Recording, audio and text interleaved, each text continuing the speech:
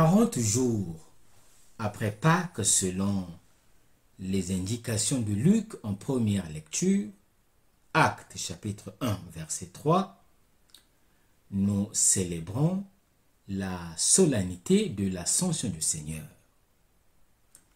Ce mystère fait partie intégrante de Pâques. Le Christ est mort et ressuscité.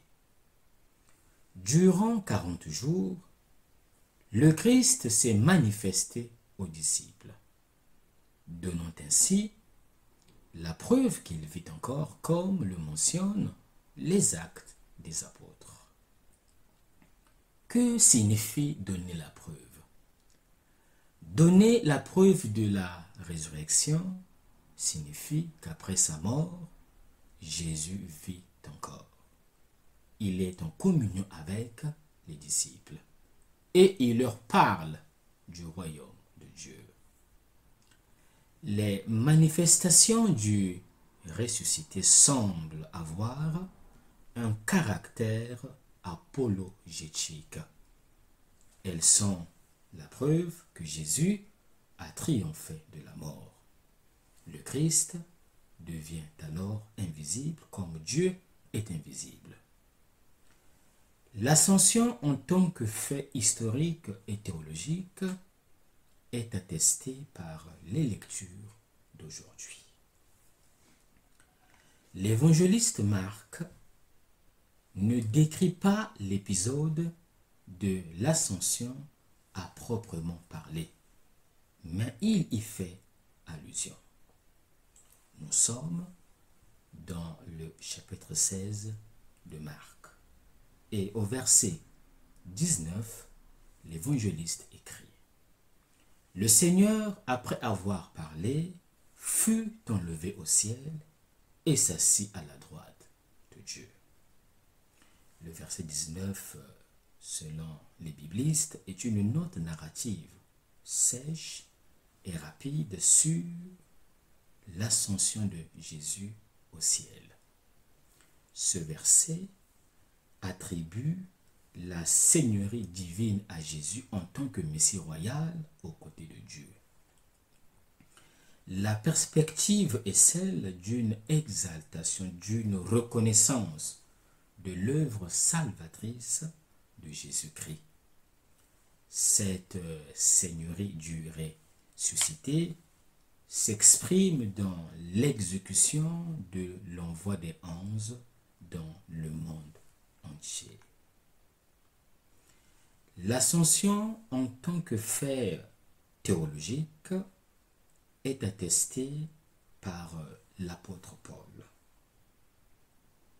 L'hymne de la première lettre de Saint Paul apôtre à Timothée, chapitre 3, verset 16, semble parler de l'ascension proprement dite.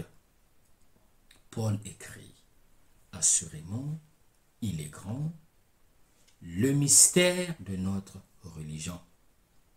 C'est le Christ manifesté dans la chair, justifié dans l'esprit, apparu aux anges, proclamé dans les nations, cru dans le monde, enlevé dans la gloire. De même, dans la deuxième lecture, la lettre aux Éphésiens, l'apôtre Paul écrit: Et celui qui était descendu est le même qui est monté au plus haut des cieux pour combler tout l'univers. À travers ces paroles, l'apôtre Paul décrit la médiation salvatrice du Christ dans une double direction. Une direction descendante, c'est-à-dire l'incarnation, et une direction ascendante qui serait la résurrection. L'évangéliste Marc et l'apôtre Paul nous enseignent que Jésus a été glorifié et s'est assis à la droite de Dieu. Les actes des apôtres le précisent également. Après ces paroles, ils le virent s'élever et une nuée vint le soustraire à leur regard. Actes chapitre 1, verset 9. Luc parle d'une part d'élévation et d'autre part de soustraction. Une nuée vint le soustraire à leur regard. Dans les théophanies de l'Ancien et du Nouveau Testament, la nuée représente la descente de la gloire de Dieu. La nuée représente l'Esprit Saint. La gloire de Dieu investit et cache l'humanité glorieuse du Christ. Avec l'ascension, le Christ soustrait à ses disciples la présence visible de son corps. Cependant, l'ascension n'exclut pas son intervention dans la vie des hommes et de l'Église. L'événement auquel les apôtres assistent n'est pas seulement une preuve de la glorification du Christ, mais doit les préparer à vivre une autre relation avec le Christ. Désormais, Jésus est le Kyrios, le Seigneur par excellence. Et la communauté se rassemble autour de lui avec la certitude qu'elle ne suivra son maître qu'après avoir accompli comme lui l'itinéraire terrestre de l'évangélisation et du salut. Jésus n'abandonne pas ses siens. Au contraire, il est présent dans l'histoire et parmi les siens d'une manière plus profonde, c'est-à-dire à travers l'Esprit Saint qui transformera les disciples et qui deviendra le grand protagoniste qui guidera l'Église dans son pèlerinage.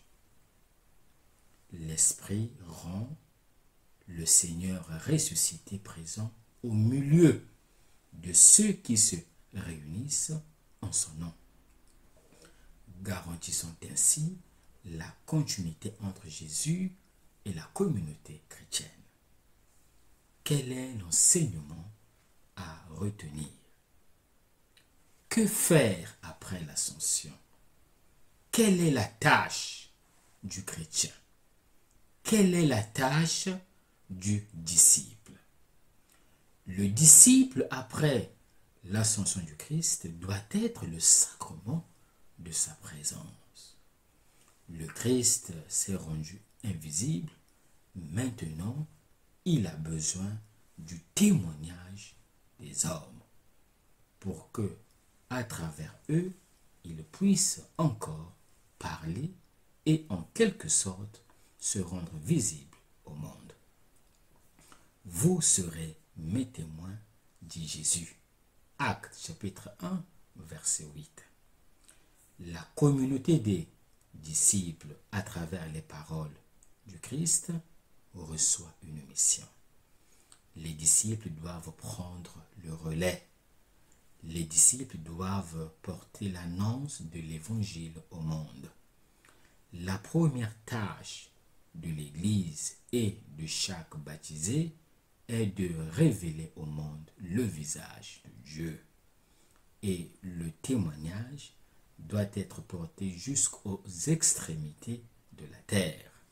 D'où l'importance d'aller dans les périphéries existentielles pour parler de Jésus, pour proclamer la résurrection du Christ, l'investiture royale du roi. L'ascension confère ainsi au Christ un pouvoir royal de domination. C'est l'intronisation du Christ roi. Ce pouvoir est un pouvoir d'intercession. C'est aussi un pouvoir de mission apostolique, comme l'indiquent les paroles de l'évangile de Marc. Allez dans le monde entier et proclamez la bonne nouvelle à toute créature. Celui qui croira et sera baptisé sera sauvé. Celui qui refusera de croire sera condamné. Le Seigneur qui est assis à la droite de Dieu reste uni à la communauté qui a pour tâche de poursuivre son œuvre sur la terre. À quoi nous convie cette solennité? Aujourd'hui, nous sommes invités à être le sacrement de la présence de Jésus sur terre, c'est-à-dire à devenir ses témoins, ceux qui prennent sa place sur la terre.